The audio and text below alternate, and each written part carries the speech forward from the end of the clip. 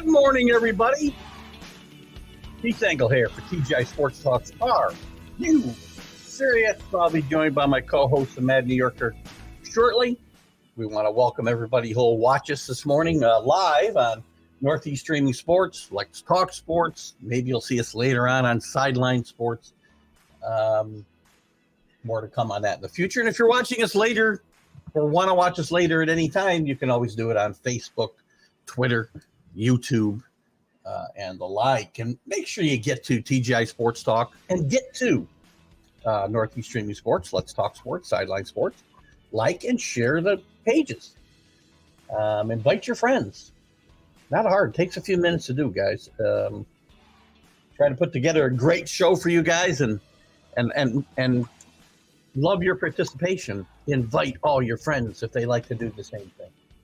And also, when you see the shows, do the same. Like and share them.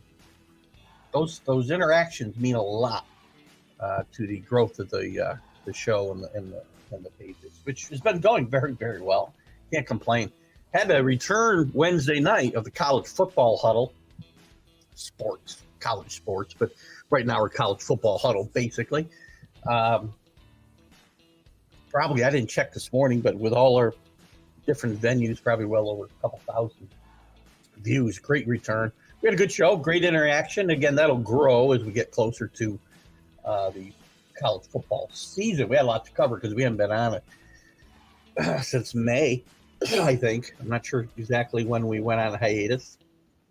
But check that out. Later on today, we'll have the Major League Baseball update, which will talk a couple of the same topics we'll get into this morning. We'll get into some Rob Manfred stuff this morning. How is this guy? This guy's back in baseball as a commissioner because of one reason only. Puts money in the owner's pocket. That's it. We'll talk about Ohtani and what the Angels should do with him. I know what they should do with him. It's like every team whose players are going to reach free agency. I know what they should do with him. We'll talk about Hopkins and DeAndre Hopkins and his choice to go to the Titans and take the money, because that's what this was. He was on the money. And we'll talk about Saquon Barkley. The deadline passed with no extension. The Giants can no longer talk extension with him until the season is over. He's still threatening to sit. And should he do that? What are the Giants going to do if he does? So we'll get into all of that. We'll take your comments as well, which we'll switch to right now. And we'll also, I don't know. Sunday Stream of Consciousness. Don't forget that. That's the other thing I was going to throw in. Sunday, of course, that's the show that certainly you guys and your comments make that show go. With that, I'll be bringing in my guest host, my host, co-host, some kind of host, the Mad New Yorker. Good morning, Carlos. Good morning. Good morning. Can you hear me? What are you in lockup or what are you? Nah, it's really early here in the South, man. It's an hour early. I'm an hour early today. So where are you?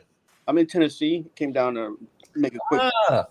Went down to greet D-Hop with his press conference with the Titans, apparently. Don't tell nobody. Our man on the scene, Carlos Chavez. I got up before he did. He doesn't have to get up early anymore. Well, he's making lots of money. He don't need to. He got people to get up for him. Good morning, Robert Butler from Sports Scopes, one of our favorite shows. Check out Robert's shows on Sports Scope. I think his shows go on Northeast Streaming Sports and Let's Talk Sports too as well. Good morning, Robert does some great stuff. Nobody gets insider information faster than Robert. He gets faster than. I think he's making the news happen because I think he says it's going to happen and then it happens. So. We talked about it on the show that he was going to pick. That Hopkins was going to pick Tennessee over the Patriots. That was just home bias for you guys. I know what the deal was there. Well, it's not bias, man. We'll talk about it in a minute. We'll get into that. I want to start this morning with Major League Baseball is just hilarious. Rob Manfred is in his job Rob Manfred in a perfect world would be the commissioner of baseball, and anybody would be the commissioner of baseball to oversee the best interest of the game, the fans, whatever else. But Rob Manfred is there, and pretty much every commissioner probably who's been there for the last 50 years has been there for one reason, because he's voted on only by the owners, and that's to keep money flowing into their pockets. And it appears Rob Manfred will be retained at a hefty salary. No shock there. I don't get it. I mean, to me, Rob Manfred has not done a great job here. I mean, is baseball doing okay? Yeah, you and me could run baseball and it would do okay. And he did a horrible job overseeing the COVID situation. Mm-hmm. He's put in new rules, which, again, some people argue they've been very effective. I'm shocked at the number of columnists I read that are happy with what these new rules have accomplished, other than a couple. I hate them all. Plus, he keeps putting baseball in the middle of political situations that he should not be doing. And I think that baseball needs to go in a new direction. What are your thoughts, Carlos? Yeah, so he's not really up for re-election until January 25th. That's when his contract expires, right? So it's going to be renewed. It's pretty obvious. And then so they're going to be doing it in Washington. It sounds like what people are saying. I'm not sure that he's done a great job. He has brought in money for Major League Baseball in the last few years. Attendance is up. Be clear when you say Major League Baseball, he's brought in money for the owners and filled their pockets. Right. That's so. They voted on that. Because they had a lockout, so they were able to also like move that along. That was a press conference where he was laughing as he announced the first set of canceled games. Another Rob Manfred brilliant moment. I can give you everything. There's a lot of things that are like there's pros and cons about maybe re-signing him, but the thing is that baseball's been back in it's back up in popular demand, which is a good thing for the teams that are going to vote him in. The owners are okay with that. He's pushing for that Vegas move. He's pushing for moving Oakland to Las Vegas. He's also wanting to start another team up, maybe bring in a couple more teams. Baseball's changed. So he's going with the change, but the biggest issues I have as far as being in New York or having seen two baseball teams, trying to see two baseball teams, there's a whole blackout issue. The whole everybody in baseball, regional wise, they're all having issues with. It's okay to get these teams contracted different streaming, outlets, but it's not fair for fans who are in their state or in the area and not be able to catch a baseball game. Like, that's just ridiculous. Unless you have a paid service. So back to item number one, his main job description is to put money in the owner's pockets. Yeah. So as much as the baseball's back in popular demand, they're still having issues with the networks and the way that there's the games are being available to the. Is it though? I mean, is it in the great demand? I mean, yes, there's a lot of people in the ballparks. I'll give you that. Tons of people in the ballparks, but as you just mentioned, you don't know where to watch games. Right. We'll give them credit a little bit for the pitch clock has changed the pace of the games and sped them up, which was needed. Mm-hmm. But there's some repercussions that don't work there. But as far as popularity, I mean, the All-Star game just got its lowest rating ever in history of 3.9 or something like this. Yeah, and there's been discussion, and a lot of people that I've talked to, like, they pretty much say the same thing about any kind of All-Star game. It's like the All-Star games are pretty much set for those who are in attendance and actually like can be in front of the game as much as possible. If you're at home and you want to watch it, it's not, you don't get the same aspect of an All-Star game that you would if you were like at it live. Now that's the same thing if you're watching the game, like a World Series or the Olympics, the same thing. It's kind of the same thing, but and who can afford to do that? I mean, again, what's it cost? You have tickets, and again, I don't. Season tickets, I'm sure, are cheaper, and the packages you choose probably aren't the premium ones because owners are allowed to rip off the fans for the premium games that they have in their home ballpark. But who can even afford to go to the ballpark? Who wants to go sit through an All-Star game like I watched last week? Yeah, know who the players are. If I'm a casual fan, what do I care? I don't even know who Corbin Carroll is because he's not in his Arizona uniform. Yeah, I mean, like and those, like even if you mentioning his name, those kind of guys, I like the fact that in the last 2 or 3 years, Major League Baseball has done a better job about promoting the younger guys. But they did the minor leagues has been like they contracted the minor leagues, which I'm not sure right now what the effects are that yet. Right against Rob Manfred in my mind. So, but again, money. All that you're saying and you're mentioning is correct, and I'm agreeing with you. Is that what he's done has been more for the owners of baseball than the actual players and fans. However, the expansion is about reaching out and getting new fans in different places that will probably appreciate how the team. Carlos, at what cost? I mean, the games are. I mean, the teams are not good now. There's no depth on pitching staffs. There's no depth on benches. You can't span 2 more teams. We can't support talent for 30 teams. How are we going to do 32? I think the problem is the way the talent is distributed. I think the minor league system could work better for the teams. I think that the players, if the players had different types of contracts that are not as long, then the teams can move up players better. My experience in working, along with players that are formerly from the Mets minor league system, helping them with their branding and things. There's players that will never touch the field that have experience that are actually like that could be better players, and some teams won't even pick them up because of the fact that other teams have dropped them, and that's not because of their talent. Sometimes it's because their pool of players is just too much. Like the Mets have for the last 3 years have had a lot of talent that's been dropped from prospects who've been dropped because they've had enough talent in the infield.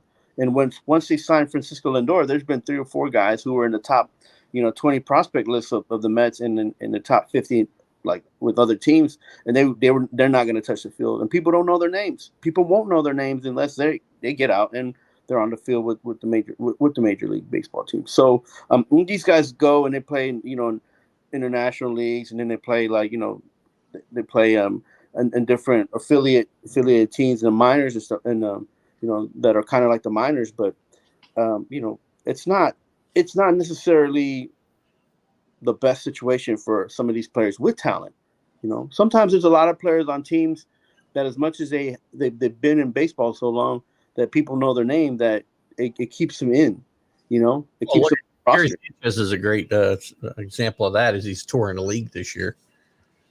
Yeah. So there's a lot of work to still be done with minor league baseball, and I think if they keep Manfred, it will help that a little bit, in a sense where you have to have something that's consistent and that's working to get better. Now the expansion thing is that's just another way of trying to get the owners on your side, I feel like, and just trying to build a game. But because guess what that will mean? A lot more money in the owners' pockets, because each one of these teams will have to pay hundreds of millions of dollars to get themselves into the league.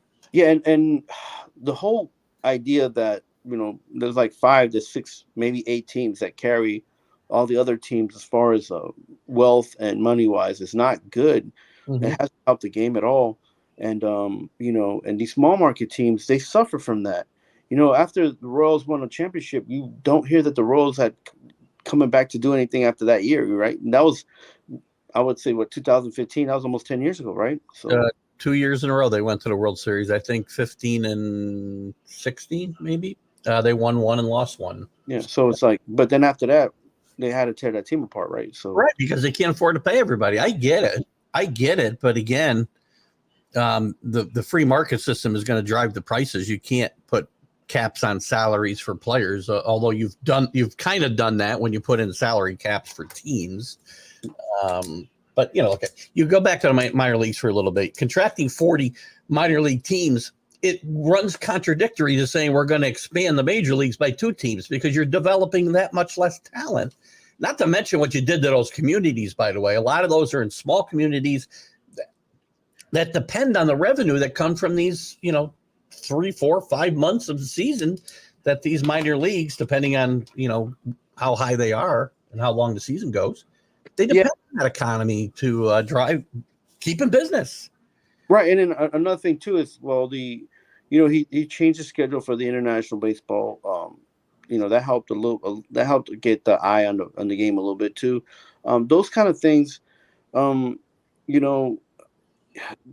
have to try different things, and for that, I'm okay with him.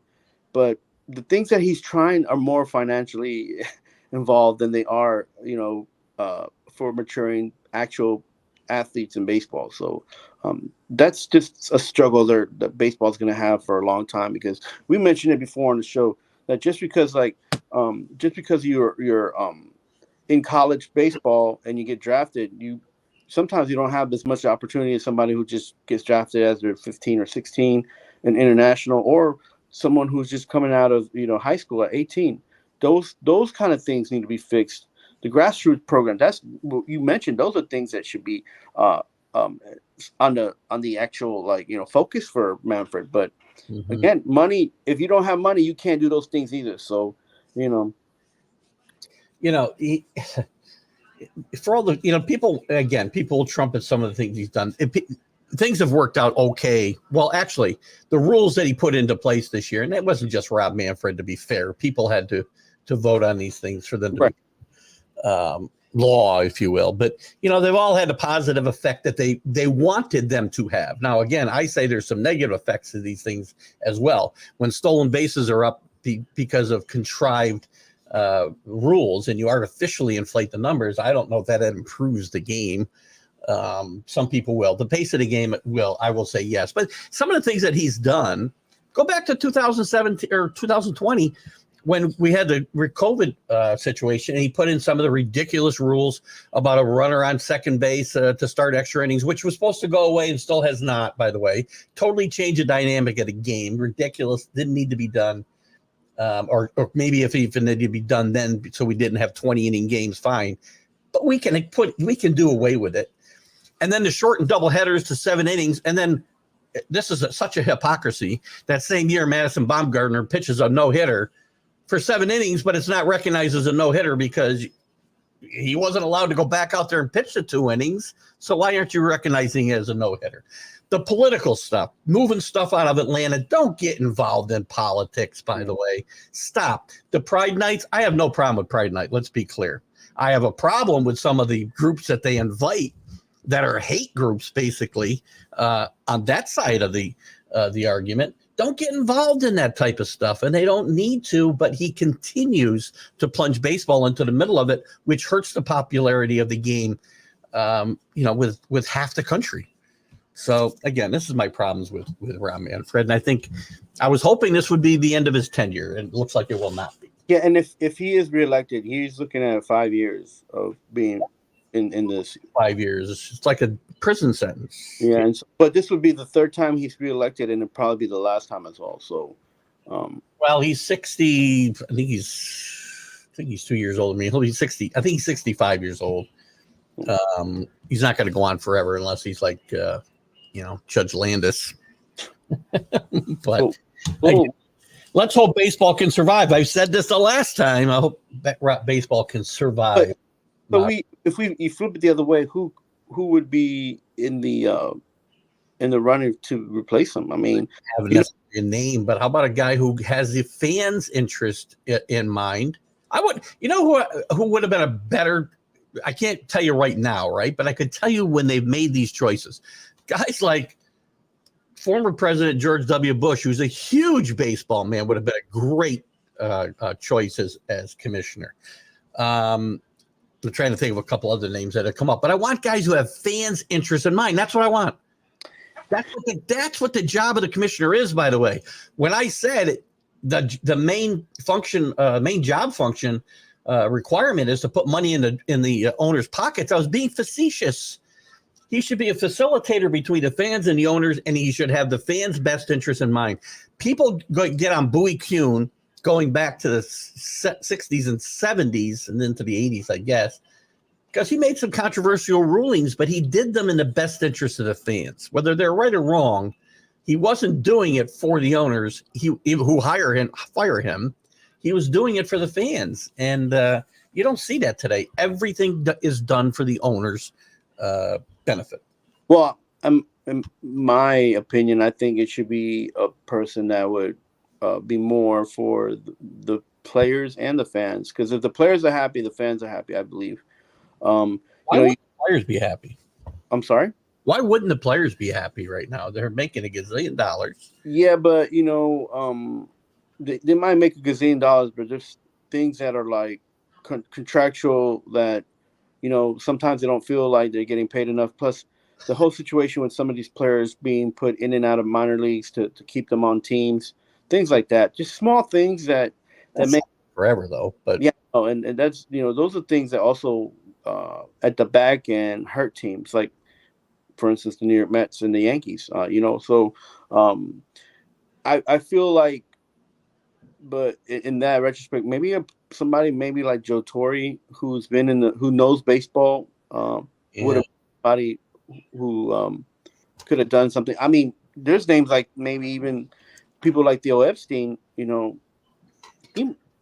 I don't know how much love for baseball is, but he's a money guy, and so that would make people kind of, I don't know, a little bit of trepidation. I don't know. Yeah, I have a lot of trepidation about Theo Epstein running baseball for sure. Believe me, based on his belief in analytics and whatnot. Joe Torre, great choice. Problem is, he's like 84 years old. He's not. Yeah, I mean, I said maybe like in the past, maybe someone like him would have.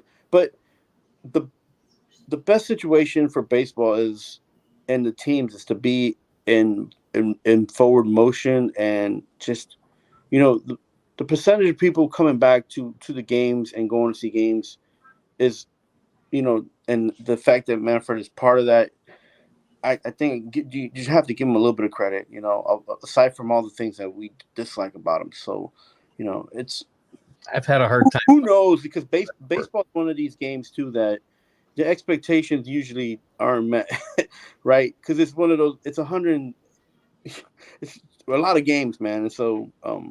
Well, they could be met if you just kept the fans' best interest in mind. I can't think of hardly anything that's been in the fans' best interest. Was it in the best interest of the fans of Atlanta to move the All-Star game out of there last year? No, that's not fair to them at all. They spent a bunch of money. The tickets are cost a fortune. I'm sure they got their money back. As a person who lived in the South before, I like Atlanta. I'm not the biggest fan of the team, but the traffic, like, it's not like being in New York traffic. Like, at least in New York, you have different modes of transportation to move around the traffic. Atlanta, you're kind of like stuck. They're doing better. We're trying to fix that infrastructure, but I mean, even Truist Park is just not in Atlanta. It's like outside of Atlanta. So that's a big traffic situation there. But regardless, when you pay, you're a fan and you've paid, yeah, that's not a good situation. The game was purely for political purposes, and that's it. Yeah, that was a mess. I mean, that's why and then not just baseball. Sports needs to get out of the politics business. Well, if we had another show about lobbyists and what their effect is on sports, we'd have like a 10-year show. Yeah, and it's not a lot of it's good, by the way. It's good for people who want to make money. I get that, but always money driven. Finance have one as well. That's to put money in somebody's pocket, including your own. So anyway, Rob Manfred back for another 5 years, most likely, and hopefully I live to see the end of this. The reign of terror. Let's talk about something, I guess, a little more, I don't know if it's uplifting or not, but it'll be a little bit of a different topic because I think there's a lot of ways to look at this. We're approaching, I think we're only, what's the date today? The 21st. We're only 11 days away from the trade deadline. A lot of teams have a lot of decisions to make, none with a bigger decision than the Angels. The Yankees helped the Angels get back in the playoff race. Maybe the worst thing that happened to the Angels, because they're going to fool themselves to thinking they're in a playoff race and they'll keep Ohtani. They've got to decide whether to move him because he's going to hit the free market. They're not going to get a window to negotiate on their own at all. He's going to hit the free market. To me, if they've got some of the offers that have been speculated about, for instance, the Rangers, it's been talked that they may be willing to give 5 of their best 10 prospects to get him. Now, to me, that's crazy, number one, because that's a rental. Right. You probably aren't trading him. But if I'm the Angels, sticking with the Angels side of this for a minute, because I've talked about this with other teams. You've got a pending free agent that you have no idea if you can sign. He's going to hit the free agent market anyway. I trade him. I get what I can get for him, especially if teams are going to overpay for a rental like it appears they're going to would do for Ohtani. And then I can negotiate with him in the postseason just like I could if he was still on my team. I don't think there's any advantage keeping the guy. Yeah, I mean, again, what we mentioned before, even this show and even on SportsScope, is no matter what the teams are offering, what does Ohtani feel like? What does he want? And because he's a main guy involved, I'm not sure he wants to leave that area, to be honest with you. It still gets lots of options, though. Yeah, the options are available, but I mean, we even talked about this when Judge was on, when his contract was up. Would he stay? Would he go? The fact that he chose to stay meant that he really wanted to be there and do something different because he got offered more money by the Giants. So I think this is kind of a similar situation. Like, we can speculate, we can have all these thoughts about what these offers are, but he's going to choose where he wants to be at the end, and I think that's where Ohtani has the advantage, and all these teams are just kind of like trying to give a house and half the house and the future, right? So Moreno's, he doesn't have to sell LA, right? He just has to make sure that he surrounds Ohtani with a team that can win because he wants to win. Well, forget about the fact that whether they should re-sign him in the offseason, right? Forget about that for a second. Should they trade him? Because are they does it make any sense to keep him? There's still a very flawed team. Mm-hmm. They got off to a decent start. They fell on hard times after Trout got hurt, but they still don't have the pitching. They still don't have the lineup depth. If they can go out and get themselves, 3 really good prospects, and if they're going to get 5 from somebody like the Rangers, then you'd be silly not to trade him and then have the discussion about whether you want to re-sign him in the offseason. This team keeping him now, yeah, will he fill the ballpark up when he pitches or because he's going to be chasing 60 home runs? And he's Ohtani. He's going to be the highest paid player in baseball no matter what when the season's over. But for right now, if they keep him, does he improve their chances to win? Well, yeah, but they're not going to be a serious playoff contender. Here's another thing too: if you keep him, can you keep Trout, or will even Trout stay? Well, I don't know when his contract expires. I think it might be next year. I'm not positive. Yeah, it's next. So like we can have offer sheets for days, and the Yankees are in play, the Mets are in play, the Dodgers are in play. The Rangers are trying to be in play, and that just says a lot about the fact that these teams need a guy like Ohtani, and there's not many guys like him. So no, because in fairness, like you're going to overpay for him, even if it's rental. But you're getting 2 players, really. You're getting a pitcher, and you're getting a hitter, which has never been the case ever at the trade deadline. But if you're the Yankees, you're the Mets, you're the Rangers, do you give up, half your top prospects for a 3-month rental? Well, if you're saying Ohtani's worth minimum 2 players, I think he's worth 3 players, to be honest with you, because not just the fact that he's a pitcher and a hitter, he's a gamer, man. So throw that in the mix, and I feel like if you're giving up 3 to 5 guys to get Ohtani, then you're getting your money's worth. Now, that might sound ridiculous. For 2 months, not all these teams can sign them. Yeah, that's the thing. That's just your position and where you're at as far as are you in the hunt? Are you on the top? Could you imagine with the skill level and the ability that Ohtani has, how much the Yankees' issues would just go away? Think about that. Yeah, but again, if I can't re-sign him, where am I next year? Because I've traded all my best prospects. They're not getting Ohtani without giving up Peraza or Right. Volpe and Dominguez and name a bunch of other prospects. I would start with one. I would go with Torres, which I don't think they want. Torres is not going in this trade. I mean, if he does, it's just a money transaction. Yeah, there you go. So, but you have to put always a money piece. Well, you don't always, but depending on what you're doing. So I would start with Torres, then go with Peraza and maybe Dominguez, but I would keep Volpe and the other guys. But I mean, again, it's not about what I want to do. It's about what the Angels want as well, because the Angels are going to want. True. That's why I say they're probably going to want 3 at a minimum top prospects, and I don't think they're going to want a Torres. I really don't. I mean, again, he's seen his best days. Maybe he can go somewhere else and rejuvenate his. But you're only renting him, right? You're only getting Torres for that. They could re-sign him theoretically, just like the Yankees could re-sign Ohtani. Yeah. So.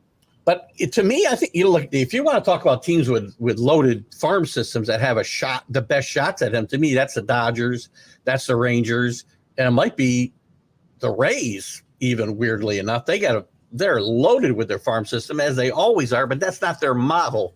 Right. Chase and Ohtani. If they did, it would be simply a rental. There's no way they're signing him to a $500 million contract in the offseason. No way. I think it'd be one of those like Juan Soto situations. Whoever signs him, keeps him, tries to sign him, and then it's bait. At the end of the day, you're bait.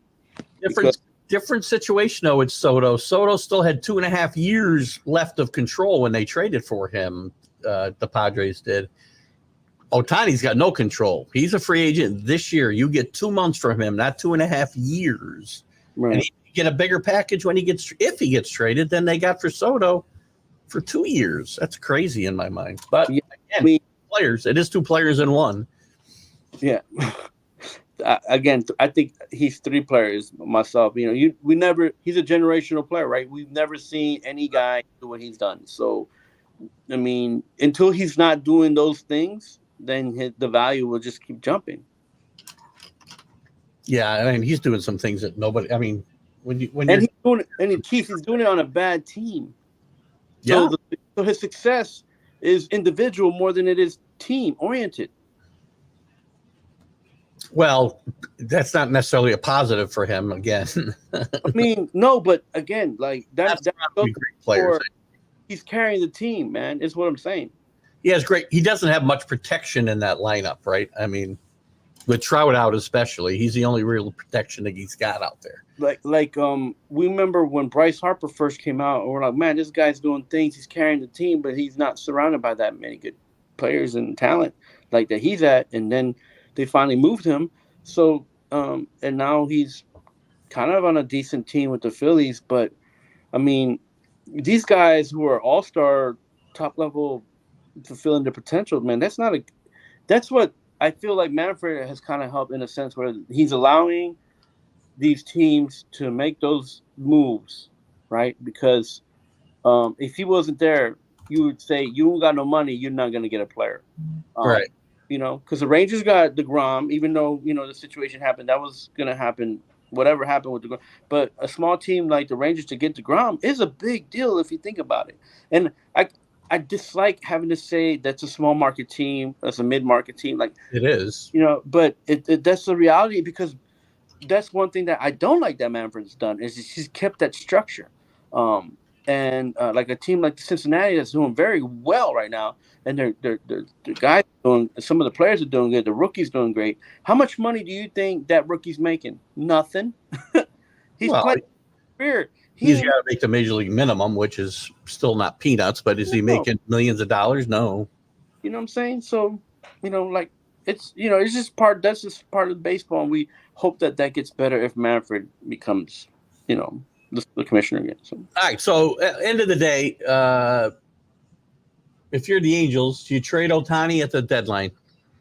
If I'm Moreno and I was the owner of the team, if you don't do it, you'd have the same situation that you have with Daniel Jones and Saquon Barkley. You're gonna have 2 unhappy people, and somebody gonna have to go. You're gonna have Trout to deal with his contract. So it's all money based for the Angels, and their best opportunity right now is to move them. If they keep him, to try to keep making money, then the team won't be successful because they can't make it. They'll be hamstrung. I half agree with you, and I guess half disagree. If I'm the Angels, I trade him. Definitely trade him. There's no question in my mind. I trade him. Then the question becomes whether I want to chase him in the offseason. And still, again, the odds are just like they are today. So there's no reason not to trade him. Yeah, I would. I have a situation where I see him maybe playing in New York on either team for the latter part of the season, and then maybe going back to a team like LA. Now, would you do that? So you're a Met fan. You trade? Again, you're not trading Verlander and Scherzer for him. You're trading prospects. Are you going to trade for a 2-month rental for this guy? I mean, you don't. There's prospects at the end of the day, anyways. Like, I mean, I get it. I know. I get it. So, I mean, like you said, like I've been mentioning too, some farm systems are actually loaded in some positions anyway. So they can, if they move some of these players, they can bring in other players and help build that system up, right? So let's just say they want Alvarez, they want Beatty, they want Viento, and maybe a major league bat in. Trying to think another decent young player for the Mets. I think, like, if one of the young pitchers. Yeah, I think no, but the Mets are not deep in pitching anyway. So they would probably give up Mauricio, who's been hot for the last 3 years in the minors. There would Vientos, maybe probably be someone like Beatty. You put Alvarez in the trade? Because I don't think the Mets can't put Alvarez in the trade. They can't. And I don't think the trade gets done. I don't think the Angels will accept anything without Alvarez in it. That's again. You don't think the Mets, because you have to also know what the Angels need, right? Yeah. So the Mets, young good players and pitching.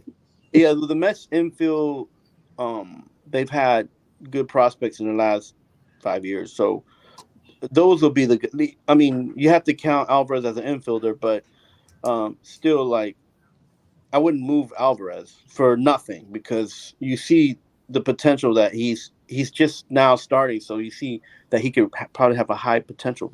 So I think we've eliminated the Mets now. So if I'm the Yankees, do I trade Peraza or Volpe and plus? Definitely, like, it's Yankees. You want to win a World Series, and you're the precipice of and you have the team, and you just need a pitcher. He's a pitcher, and if you need a hitter, he's a hitter. Well, I agree. He does check 2 boxes for the Yankees. They need a bat, and then he doesn't check the outfield part of this. They do need a left fielder as well, but he does check 2 important boxes for sure. A left-handed hitter besides for a change.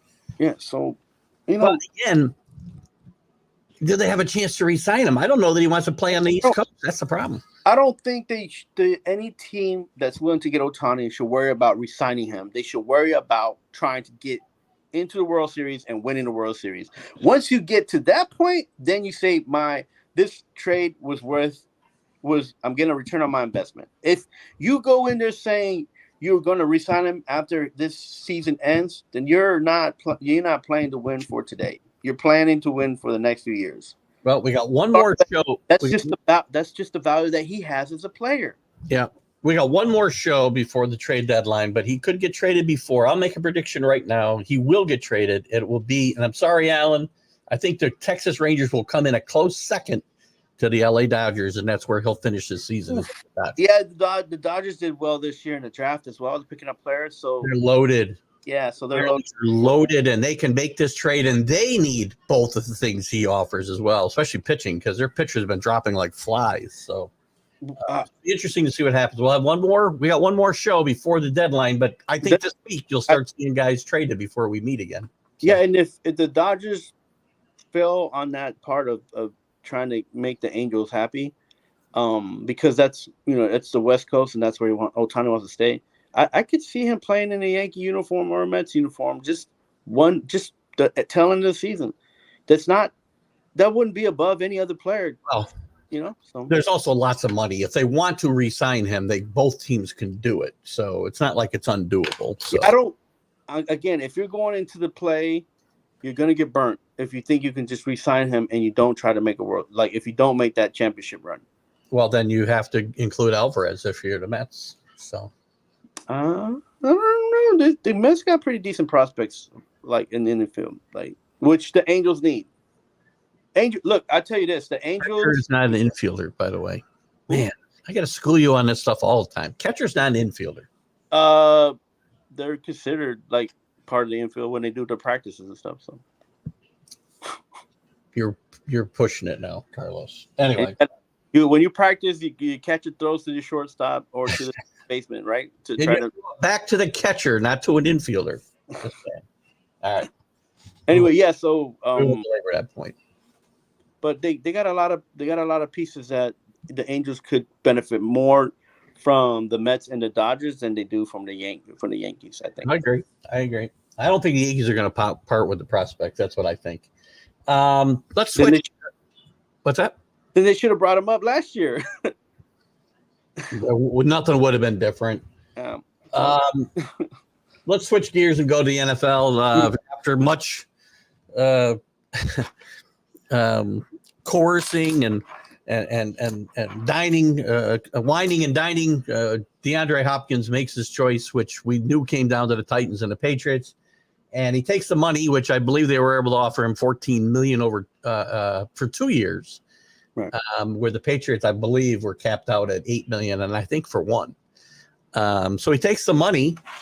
Did he go to the right place? You're a Titans fan, so maybe I'm sorry, secondary Titans fan. Third. The Titans are my third. Thirdary, if that's a word, Titans fan, which I never understand these things anyway.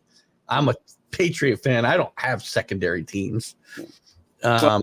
But that's a topic for a different day. I had the advantage to live in the military lifestyle where I moved around. So, look, at the end of the day, I don't think the Patriots had enough to offer Hopkins in the idea that he was going to be in the playoffs and have a Super Bowl run. Whereas the AFC South allows the Titans to be in a playoff position and have a shot to the Super Bowl. So if you look at the two routes the two teams have, did they make a trade for a quarterback that I missed? The Titans? Yeah, but they at least have two guys in Tannehill, who has a little bit of experience and can get to been to the playoffs, and then they have Malik Willis, who's coming up, and people are speaking really high of him, but I feel like they should just push the brakes a little bit. And then they went around and they selected one of the best offensive linemen available. They made a few trades and got some O-linemen, but the only thing that I feel this situation is that the O-linemen need to get in Stepford. And this offensive coordinator, who has experience with Hopkins, needs to make sure that the Titans aren't running a 2 tight end set, and they'll be okay. As long as they stay away from the Shanahan system, they will be a good team. And then that will allow Henry to reach his potential and be able to run the ball. So this is a better fit for the Titans than it would have been for Belichick and the Patriots, I feel. You see, I disagree a little bit. I mean, I think he would have been a great fit in New England. To me, it just came down to the money. The quarterback situation is no worse in New England than it is in. So if you had to pick a quarterback and you had to pick between Tannehill and whoever the Patriots have, you would still pick whatever the Patriots have over Tannehill? I think I would have. I think it's possible that some of the recent turmoil in Foxborough has maybe turned Hopkins off a little bit with between Krafts and Belichick and the uncertainty of whether Belichick will even be back after this year. Mike Vrabel is very secure. No matter what I want to say about Tennessee, Mike Vrabel's a good coach, a really good coach, and he's pretty secure in that job unless he decides he wants to coach somewhere else, which I don't see happening necessarily. Right. Unless Ohio State comes running after him, maybe, but we'll see about that. I think the situations are fairly equal. He's going to be able to probably get more touches in Tennessee than he would in New England because while there's not a plethora of hugely talented wide receivers, there's a lot of them. So I think it came down to the money for Hopkins, and that's his choice to make. I mean, I do think the Patriots have as good or better chance than the Titans to make the Super Bowl. Yeah, I beg to differ. Like, I The think division is easier that he'll be playing in, obviously. yeah, and I think that both the Jets and the Patriots are going to have a tough time with the Dolphins. Um, I don't foresee the Patriots or the Jets making the playoffs. Um, it might be Rodgers' first year, but there's a lot of little small things there that could go backwards for them. They're going to be on the TV show too, and that's not going to help the Jets. Um, so I think both the Jets and the Giants are going to be, not doing well, 8-9. So that's my take for them already. Like, yeah. Well, again, I think it's going to be very interesting to see what happens here. Again, he took. do you think the Patriots will win nine games? And if they the over, what's the over? The over is only like I want to say the over is like 6.5. I got to check this out now. Yeah, but I don't. It was a while back. Yeah, I just think even with the new coordinator that the I think maybe that turned him off from the Patriots too, because he knows he had him as a coach. Again, to me, it probably came into the equation a little bit, but I still believe that the interaction with a coach who's your offensive coordinator and a coach who's your head coach and the CEO of the team, let's say, on the field, is different. And I think Bill O'Brien and Hopkins are professionals. They could have put that aside if the money was right. I think if the money was there, he'd be a Patriot. That's what I think. I mean, there's always a lot of factors that we don't know about, the small little things that can add up to why a player chooses one over the other. But you're the guy that you're looking at, if you're not getting a ball, is Derrick Henry compared to what the Patriots had to offer him. I mean, you got to go with the team that has the most talent in the most places, man. And because that's the team that he have more talent, though. I mean, other than Derrick Henry, I mean, who's the superstar on his team? I mean, Burks was okay. Burks will be okay. He was an okay rookie last year, so that's less stress on him. That's going to help him actually more than it'll help D-Hop. But still, like the team, I feel like the Titans team is always been consistent, and the situation that they're in the AFC South has always been a situation that they can overcome and put themselves in a winning position. Where in the AFC East, it's been since Brady's left, it's been tremendous for the Patriots, right? Yeah, and that situation is, again, and again, I'm not afraid to admit when I'm wrong, because we have to make a lot of in this type of position, we make a lot of predictions and a lot of them go awry. And I thought Bill Belichick would write his own ticket, and he's not going to. It looks like he needs to win or leave after this year. I keep telling you, it's not for nothing, but he could be in a high administrative position and be successful, because as a coach, it's not been working for him for the last 4 or 5 seasons now. If he leaves the sideline in New England, he will leave the organization altogether, I believe. Because again, he has not shown. The problem with that path is he has not shown in recent years, and that's part of the problem that Kraft has. Drafts have not been good over the last half decade. Some of the players that they brought in free agency have not been that good. And then Belichick's complaining that he doesn't have the money to spend, but Kraft said, I've never denied him anything. There's a lot of cracks in the foundation here. Yeah, I would. Fixes everything, though. He doesn't have to be a GM. He could be the head of anything. Like, he could be the head of player development. I mean, and help the Patriots. Like, he could be with those guys and tell them, this is the schemes we're running. This is what you need to do. And then he can be talking to the GM. Well, these guys don't have the potential. These guys do have the potential. Those things are the Bill Belichick's always been good at, right? He has an eye for talent, but he also has the ability to see that through.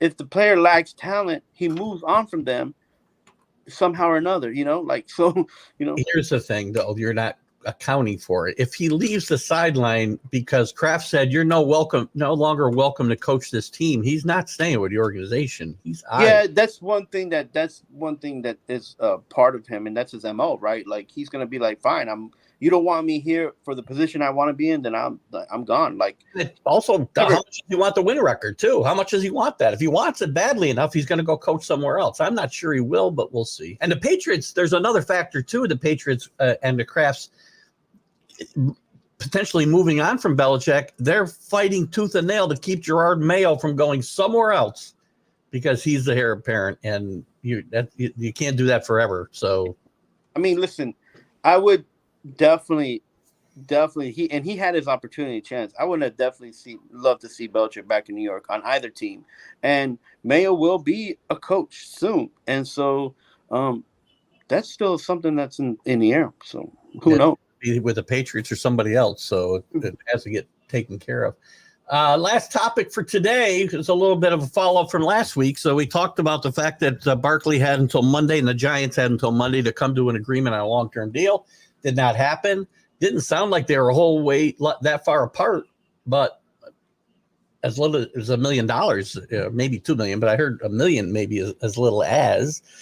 And now they cannot negotiate until the season's over. Barkley is making a lot of noise about not playing.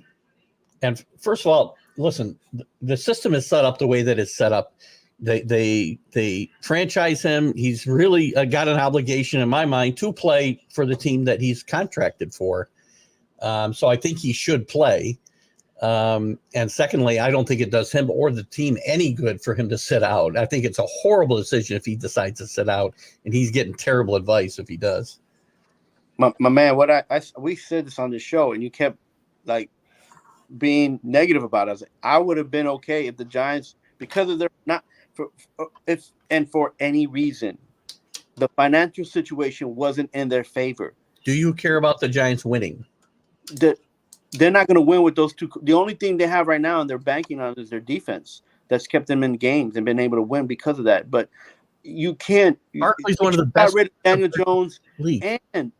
and Saquon Barkley because of the situation that they're in now. Now, these two guys were linked together for the last season. Daniel Jones plays one of the best seasons he has because of Saquon Barkley. Saquon Barkley has one of the best seasons because he's with the help of Saquon Barkley. That not because of Saquon Barkley wasn't on that field. Daniel Jones would have been what he is. So they would be as good as they were without one of the greatest running backs in the game today. Who else would be as good? Nobody. The problem is that you can't pay them, and this is a situation you're in now. So you said to your running back who carried your team, because it wasn't Daniel Jones, it was Saquon, right? What Saquon did allowed Daniel Jones to do what he did. It wasn't the other way around, right? Good morning, Bob. It is a fact. It's a mere fact that, and Saquon was going out of his way saying that Daniel Jones is a good quarterback. Leave him alone. And now the ball's in his court, and they don't want to pay him because he can't afford him. It would have been an easier situation because of a new regime to just get rid of both of them and move forward because of the contractual situation to put himself by the former GM getting players like Galladay who wasn't worth the paycheck he was getting. It's a bigger situation than paying Jones or paying Barkley. It's some of the other guys that you got tied up in contracts that are useless, where you could have paid Barkley and Jones both. But they didn't. Look, they would have got stock. They would have got something back in draft returns for either of those guys, or even both of them. And the Giants would have been in a better situation now than they're going to be. Because now they got a quarterback that they still don't really have confidence in. Just because they signed him don't mean they have confidence in him. I think that's a totally you have a running back that doesn't want to play for you. How can you say they don't have confidence in the guy when they just gave him a $40 million contract? People get money all the time for stuff that they don't do. And that's what Daniel Jones is right now. Is that? You might not believe it. But just because you have one good season don't mean you're going to have 2, 3, 4, 5. Didn't say that. But what indication is Brian Daboll giving to you that he doesn't have confidence in Daniel Jones? None. What has he That's ever said? so I dislike the situation that the Giants are in with Dable and You Shaw. dislike this. It's okay. This is one of the reasons why they will not last long in New York, and I'm all right saying that. So that's a different thing than saying the Giants have no confidence in Daniel Jones. You have no confidence in the people who have confidence in Daniel Jones is the actual statement, correct? Okay, or both. How about Is that that? Because I don't have confidence in him as a player, having to do his job to the best of his ability. Sure. To the best of his ability. So being able to run the ball and throw the ball to the best of his ability, which he hasn't proven. He's done both, but he hasn't proven to be the best at it. Right, because even if the Giants let him go to free agency, there was only going to be one or two teams to pick him up, and the other team is in the backyard, the Jets, and they had no other options anyways. Was Eli Manning the best at what he did? Yeah, he played a quarterback. Best quarterback in the NFL. The years he won the Super Bowl. He won the Super Bowl, but was he the best quarterback in the NFL? No, but he was the best at being available, which helped the Giants win a Super Bowl. Okay. Right? Because but that's not what you were just talking about. But the problem is that we weren't judging Eli Manning on the same scope that we were judging Daniel Jones. And that's the problem the GM had. The GM I don't know about that. Find somebody who was like Manning, and that's the issue that the Giants had, and that's why he's gone, the former GM. So, you can't just be like, I had Joe Montana on my team. Now I need another Joe Montana. Who replaced Joe Montana? It's Steve Young. Was he the same player that Joe Montana was? No, they're different players. Much different players. It's okay to move on from a player and get another player that has just as much talent or more or projected to be a better player than it is to say I'm going to try to find a guy. Who was that guy? Who was that guy though? Who are they going to do that with? It doesn't matter. If they would have had a chance. You just said he had to be better and move on, or different, but by different, he also has to be better or as good. Who are they going to bring in here? Do you believe Daniel Jones was worth that pick in the first round? No, that's a different conversation, though. No, you're still penalizing him, just like all Giant fans are still penalizing him for where he got drafted. It's not his problem that the Giants overdrafted him. So they overdraft, but again, even if let's say you're overdrafted, right? As a player, you're going to have to try to be what your stock value. You're going to have to try to reach your potential and your ability to the fact that you got drafted at that point, because that's what you're getting paid for. It's like anything else. If I pay you as a painter, but you're a better sweeper, or you're better washing windows, and you're getting a painter's salary, I need to switch that up as a person who's writing a check, as an owner and a GM or whoever. Somebody who doesn't like Daniel Jones. Those are interesting comparisons you made with street sweepers and window washers. That's interesting. Like you're not going to pay somebody to not do the job that they're not doing, or if they do the job, He's done the job. He's gotten better every year since he got drafted. Yeah, he paid the wrong for the first time in how long last year? But the Giants paid the wrong person. They paid the wrong person. No, not according to the way the NFL operates today. You don't pay running backs ever. That's why again, Keith. If you want to compare the two, the Saquon was who was one of the top 5 running backs in the NFL last year. Yes or no? Yeah. Okay. It was Daniel Jones one of the top 5 quarterbacks in the NFL. Yes or no? No. Top. Okay. I put it in the top. Okay. So, but you, like you said, you can't pay the running back, right? Because you don't have enough money to, and you end up giving the money to the quarterback who's not in the top 5. By the way, I don't think his contract is in the top 5 anymore either. Yeah, no, but again, he's a starting quarterback. So, like you said, the way that the contracts are written up for the positions are messed up. But look, at the end of the day, you're paying somebody for not doing the work at the best of his ability, where the guy who did the best job for his position is not getting paid. That's the argument. And that's why I said it would have been best for the Giants and Schoen to move on from both of them, because it was a financial situation, and this is the mess that we're in now, which I said 4 or 5 months ago. Since you're root for all these teams, do you want Saquon Barkley to play for the Giants this year? Of course, I want to see Saquon play as somebody who likes to watch football, but I don't think that's to the best of his advantage. Right now, because they're not going to win with or without him on the field. they're not gonna win more than 8 games. I don't think so. Interesting. It's a tough division, just like the East. So we'll see. More to come on all of this. Well, we won't be. We know this. We won't be seeing Barkley until September. We know that because he's not coming to training camp. So anyway, great show. Great job, Carlos. Guys, thank you. I'll catch you later on the MLB update. We'll talk some of these same topics a little bit there. And later on with Let's Talk New York Sports with our own Dan Harrison. Let's Talk Sports. Happy Friday, guys. Have a great weekend, guys.